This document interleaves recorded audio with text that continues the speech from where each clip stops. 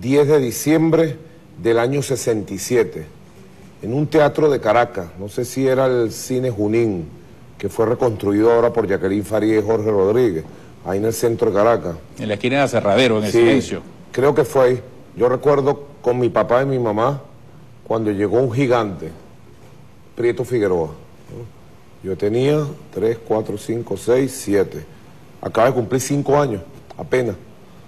Y lo recuerdo, y después entramos por la parte de atrás del teatro, y recuerdo cuando Prieto Figueroa entró, había una tarima. Yo la veía muy grande, seguramente era una pequeña tarima, y el maestro Prieto allí proclamó la fundación del MEP, el Movimiento Electoral del Pueblo. Y yo recuerdo toda la campaña de ese año 68 en la calle. Yo era niño, 5 años, iba hacia los 6 años. Y el poderoso movimiento popular que el maestro Prieto en la calle representaba. Cada movilización del maestro Prieto, en La Vega, en Antímano, en el Valle, era una cosa impresionante.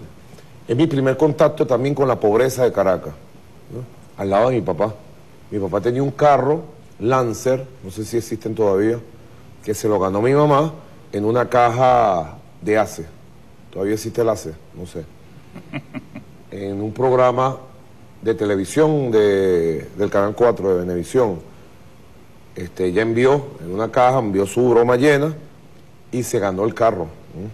Eso era famoso en la casa, un Lancer azul, que bueno, lo tuvimos hasta que ya no existió más, el carro no prendió más nunca y no había plata para arreglarlo, ¿no?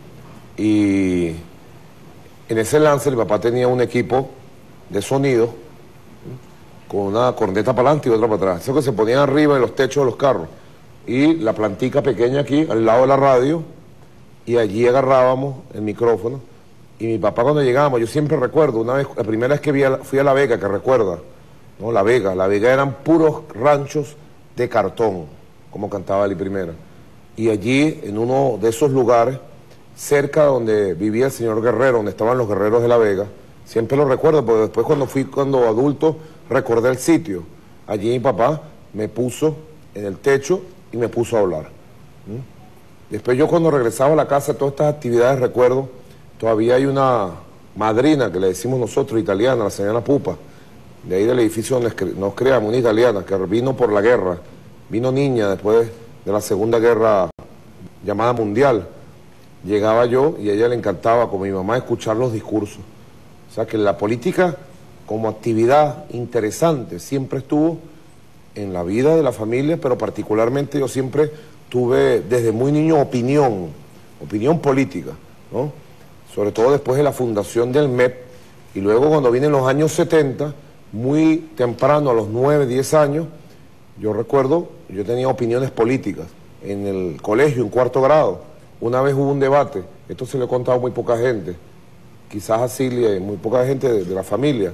Recuerdo que con Paco, un compañero de ahí, hijo de unos canarios, que todavía están vivos, el señor Paco y su esposa, tuvimos un debate con una de las maestras, que era una monja. En la época ellas eran muy retrógradas, después se convirtieron en la teología de la liberación, se convirtieron en monjas de avanzada, pero en la época un día estaban hablando contra Cuba. ¿Qué edad tenía usted en ese momento? 9 años, 10 años. Y yo recuerdo que con Paco hicimos una defensa de la Revolución Cubana. De algún lado sacamos argumentos y nos castigaron, nos expulsaron del salón. Nos tuvieron unos 2, 3 días fuera del salón, castigados, ¿tú sabes dónde? En la biblioteca. Era el mejor castigo que puede recibir un ser humano, porque en la biblioteca, cada vez que por alguna razón a uno lo castigaban ahí en el colegio, las monjas lo mandaban para una biblioteca. Y en la biblioteca uno lo que hacía era tragarse los libros. Ahí son cosas que a veces uno recuerda, ¿no? Ya a los 11, 12 años, yo llego al Liceo Urbanidad Cepol y había una generación que se levantó en los años 70 de muchachos, jovencitos revolucionarios. Y me pongo a militar en el movimiento político Ruptura, directamente, ¿no? En la casa no sabían nada, porque el movimiento político Ruptura lo dirigía Douglas Bravo. Y mi papá me había dicho, mucho cuidado con la gente de Douglas Bravo. Me había dicho, cuidado porque son aventureros y meten a los muchachos a guerrilleros irresponsablemente. Era la opinión de mi papá, de Douglas, ¿no? Bueno, yo empecé a militar ahí y comencé una vida desde los 12 años sin reposo, sin un solo elemento de...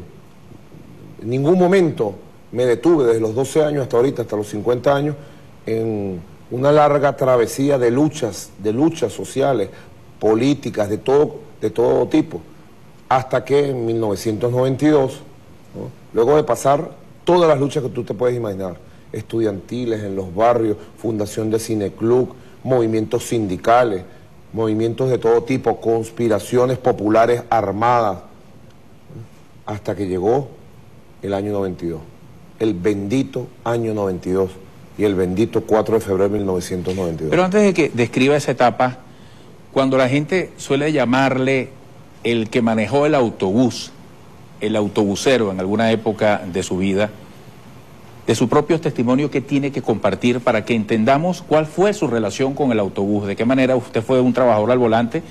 Y luego, ¿cómo se inicia en la actividad gremial, laboral, sindical? Bueno, yo ingresé en el metro de Caracas en el año 91.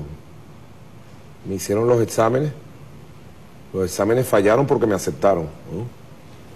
Hubo algo que falló ahí porque pude ingresar, porque eran muy fuertes los exámenes, fuertes, ¿no? Creo que todavía son de todo tipo, psicológico, de conocimiento, pero sobre todo te buscaban toda tu vida, todo tu pasado. Por algún lado falló que no consiguieron, tantas veces allanado y perseguido, ¿no? Y ingresé al Metrobús, ¿verdad? Yo hice el curso de Metrobús en enero, febrero, si mal no recuerdo, de 1991, ahí en el Poliedro, en los estacionamientos del Poliedro. Ahí se hacían los cursos, los compañeros que me están escuchando deben recordar eso. Y bueno, todo el curso de manejo defensivo, 2 meses y medio había que darle. Tenía unos 30 años de edad, más o menos. Por ahí. 29, 28 años. Y ya tenía Nico, pues. Ya Nico había nacido cuando yo entré. Mi hijo, Nicolás Ernesto. Yo vivía en el Valle, en la calle 14 del Valle. Edificio Fetransporte, ahí están los vecinos, mis vecinos. Y hice el curso, y era un curso semimilitar, de mucha disciplina, exigencia, duro, de exigencia. Había cosas que, bueno, uno estaba acostumbrado a vivir, pero en la parte del curso para eso uno podía aguantar la prestación del servicio humano, de calidad, amable, de confort que presta todavía el Metrobús. ¿Cuánto tiempo estuvo manejando el autobús? Hasta el año 98, más o menos, sería. Porque ya en el 98... Como 6 años, más o menos. 7 años, sí. Porque ya en el 90, del 91 yo recuerdo haber trabajado en varias rutas, muchas rutas, ¿no? Pero las que más trabajé, creo que existe todavía la 421, la ruta Bellas Artes-San Bernardino, que para ahí en Bellas Artes. Yo pasaba por ahí todavía, la ruta 311 que iba al Valle Coche, pues no existía el metro de Valle Coche todavía, se lo construyó la era Chávez. La ruta 312 que subía a Santa Mónica, ¿no? La ruta 314 que subía a la Florida, pasaba cerca de Venevisión. No sé si existe todavía. Y las rutas a veces me mandaban, porque cuando me eligieron delegado sindical, entonces, en las veces que estaba trabajando, que no estaba votado de la empresa, porque bueno, por culpa de Reinaldo García, un compañero que es del movimiento bolivariano, me votaban del trabajo de cada rato, nos votaban, bueno, por culpa de nosotros, era culpa correspondida, ¿no? Entre comillas la culpa, ¿no? Por las luchas de la época. Y recuerdo también haber trabajado, en la ruta cuando se inauguró de San Antonio de los Altos, que creo que todavía existe. Allí me iba a visitar Silvio ese. Y salíamos en el despacho último de las 10 de la noche, rumbo a San Antonio, rumbo a La Paz. En esas madrugadas inolvidables, ya con Chávez latiendo, ¿no? Quiero ir a ese punto en este momento, en este lugar, cuando estamos muy cerca donde se desarrolla la Capilla Ardiente, con el cuerpo del presidente Chávez, rodeado de estas fotografías del presidente Chávez, en este lugar relacionado con su labor ejecutiva como presidente encargado. ¿En qué momento se da ese primer encuentro con Hugo Chávez Frías y por qué? ¿Qué recuerda de esa circunstancia? Recordar 3 cosas rápidamente. Uno, la primera vez que supe de él sin saber su nombre. Fue compañero Ezequiel, un compañero de esas luchas de los años 70 que dejé de ver. Y un día se me presentó en la ruta 421 de Bellas Artes, estaba yo trabajando. Y cuando lo vi, estaba más gordo y más viejo. Le dije, Ezequiel, ¿qué haces tú aquí? Nos abrazamos y me dijo, te espero. Y nos fuimos a comer una arepa al mediodía, a almorzar en la arepera Bellas Artes, está todavía ahí, aprovechamos para hacerle la cuña. Nos comimos una sopa de gallina muy buena que vendían ahí y hablamos. Y él empezó a hablar, habló como una hora, y me describió todo lo que era el movimiento bolivariano, que estaban listos para una insurrección militar. Me describió un hombre que él llamó el tropero, que era el líder del movimiento y que estaba en el centro del país. Y me describió a uno que parecía un cura, que era el intelectual, le decían, y que estaba en el occidente del país. Me dijo que reivindicaban a Bolívar, a Zamora, a Simón Rodríguez, a Ali Primera, que si nosotros nos podíamos incorporar. Nosotros éramos los movimientos sindicales y populares de la época, y nosotros éramos la Liga Socialista, la organización donde yo militaba, con Fernando Sotorroja, Jesús Martínez, Orlando Yajuri, Oscar Bataglini, gente, bueno, organización fundada por Jorge Rodríguez Padre, que fue asesinado en el 76. Ese éramos nosotros. Yo le dije, mira, yo no sé si nosotros podremos incorporarnos, le dije. Yo no sé si lo que tú dices es verdad, porque pudiera ser una de las trampas para asesinar revolucionarios. Pero si eso es verdad, le dije yo, siempre me acuerdo, Ezequiel, si esa gente existe y tiene el valor de hacer lo que dice que van a hacer, dirigirían este país por 200 años, le dije. Ojalá sea verdad. No lo volví a ver más nunca. Así que después vino el segundo capítulo de esto, el 4 de febrero. Yo estaba trabajando en la ruta 421 y me fui en mi carro, era un carro viejo, heredado a mi papá, viejo, un Catanare, un Fireland 500, y fui a llevar a un supervisor llamado Monje San José. Y me vine con un compañero llamado Estrada, aquí a Coche. El único malo de Estrada es que le metía a la cervecita de cada rato, y esa hora es muy malo, ¿no? A las 12 de la noche, a las 1 de la mañana. Yo le dije ese día, no, vale, no. En Caracas había patrullaje militar, y después yo me pongo, porque trabajamos de noche, yo lo llevé a las 12 de la noche a su casa. Llevé a las 2:30 a Coche dándole la cola a Estrada, y llegué a la casa a las 12:45, pero muerto, cansadísimo, de tanto trabajo todo el día, pues. Y me acosté muerto ahí en la cama, cuando de repente recibí una llamada de mi hermana diciéndome que había un golpe de Estado. Bueno, todo lo que pasó, ¿no? Y uno pensando que vendrá la persecución, otra vez será una dictadura, etc. ¿no? Preocupaciones. Hasta que a las 11 de la mañana del 4 de febrero dijeron que iba a aparecer el jefe del movimiento. Y efectivamente apareció. Y yo te digo lo que yo experimenté. ¿no? Puede ser algo místico, ¿no? Yo lo he pensado con el tiempo. Yo estaba sentado en un mueble rojo, viejo, todo roto que yo tenía en la casa, y un televisor chiquitico así. Y cuando lo vi, yo sentí como una emoción de verlo físicamente. Y cuando habló y dijo, asumo la responsabilidad por este movimiento militar bolivariano, yo pegué del mueble un brinco que pegué al techo. Y dije, es verdad, Ezequiel tenía razón, es verdad. Y empecé a lamentarme y a sentir culpa de no haberle creído y no haberlo buscado y no haberme incorporado. ¿Quiere decir que usted conoce al presidente Chávez como la gran mayoría de los venezolanos a través de aquellas primeras palabras que incluyeron el por ahora en televisión? Y personalmente, ¿cómo se da el primer encuentro? Ese es el tercer capítulo que te iba a decir. Bueno, después, por comunicaciones, a través del diputado Ángel Rodríguez, diputado hoy, amigo de toda la vida, del doctor Jesús Martínez, que era el abogado, compañero de Jorge Rodríguez Padre, ellos entran en contacto con el comandante Chávez en la cárcel. Y ahí empezamos a tener coordinaciones. Y bueno, Chávez desde el mismo 4 de febrero, yo lo he dicho, yo no recuerdo un segundo de mi vida que yo no haya estado al servicio de la causa de Chávez. Bueno, desde ese día a pintar las calles, a salir, cada vez que salía un cassette con la voz de Chávez le sacábamos, no sé, cassette, ¿te acuerdas?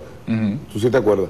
Un cassette, no un CD, escritos, le sacábamos copias, pequeños manuales le sacábamos copias, los repartíamos en el metro, porque teníamos un sistema por todas las estaciones del metro, los trabajadores, para repartirle a la gente, convocando al cacerolazo, no sé si te acuerdas, del 10 de marzo, el 10 a las 10, vete ya Carlos Andrés, y del 8 de abril del 92, el 8 a las 8 para que se vaya el gocho. Bueno, ahí tuvimos gente caída en las calles, solamente por un cacerolazo popular. Y llegó el día para poder conocerlo físicamente, directamente. Ese día, bueno, un grupo de dirigentes sindicales del metro y de movimientos sociales nos designaron a varios. Yo fui con Ángel Rodríguez, que tenía el contacto con él, el 16 de diciembre de 1993. Ya había ganado las elecciones el doctor Caldera. Ya se sentían los vientos de libertad para el comandante Chávez, el comandante Arias Cárdenas y todos los militares patriotas. Cuando llegamos a la celda, era larga en la cárcel de presos comunes de Yares, para allá mandaron al comandante Chávez. Eso no debe olvidarse. Cárcel de presos comunes de Yares.